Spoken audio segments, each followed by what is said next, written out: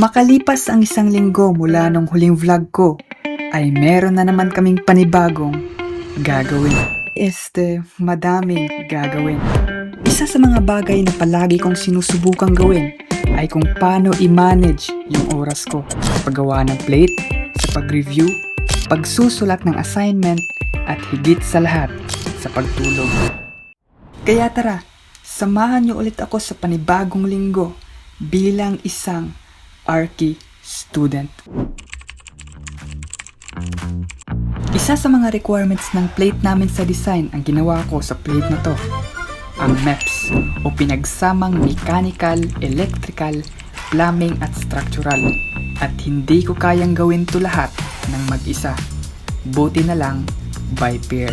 Pero kami lang yung tatlong miyembro sa grupo. Ang sabi sa instruction ay basic MEPS lang ang kailangan namin gawin. Pero para sa amin, wala namang basic MEPS lang pag meron ka ng totoong client in the future. At ginagawa namin to as a challenge na rin. Ako ang gumagawa ko.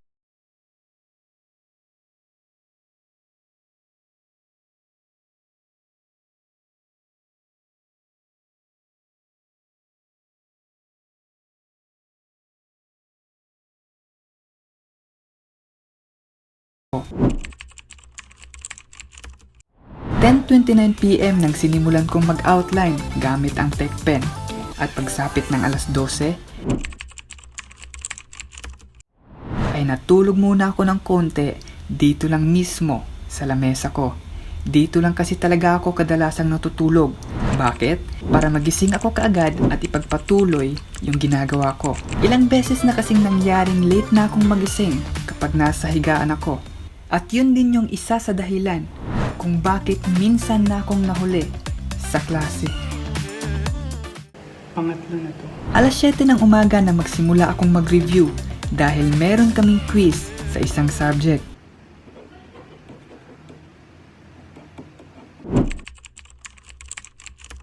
At kinabukasan, alas 2 ng madaling araw ay nagsulat ako ng fieldwork 4 namin.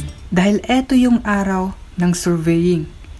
Miyerkules, naghanda lang ako ng konti at bumaba na para maghintay ng jeep.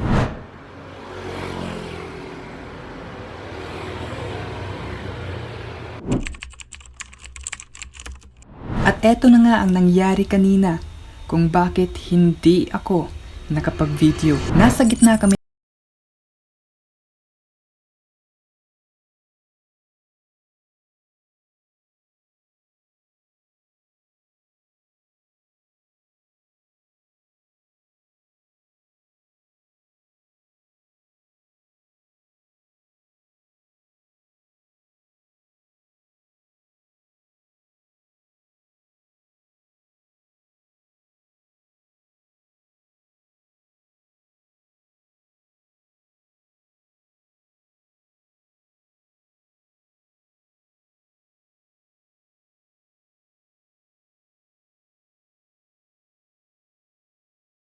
ay to compute the area of a closed field.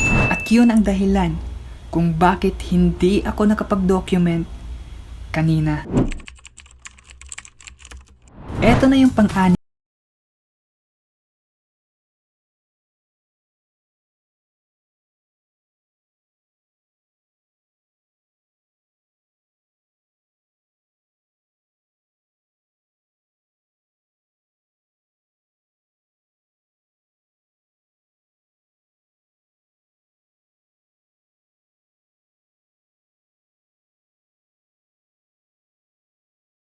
ko at outline na lang yung kulang. Kaya wala na akong sinayang na oras at pinagpatuloy ko na kaagad dahil madali lang naman tong sapawan.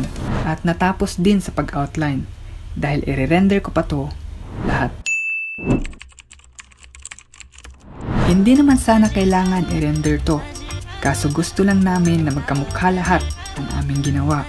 Mula SDP, floor plans at itong MEPS. Sabi pa nga ng kagrupo ko na signature color namin ang green sa plate na to. At eto yung araw ng deadline ng MEPS. Kaya maaga akong papasok dahil ipagpatuloy pa namin to. At eto ang mga naging ganap namin sa room. Masa diri? Saan diri? Sa second floor. Ang kanin ko kan. Ayun. Kaya nasa legend kay black ang ano ko. Green ka na. Oh, green niya. Kani mga broken line green. So many jewels. Ulo, samutan lagi na. Na. Di mo magugilabtan doon.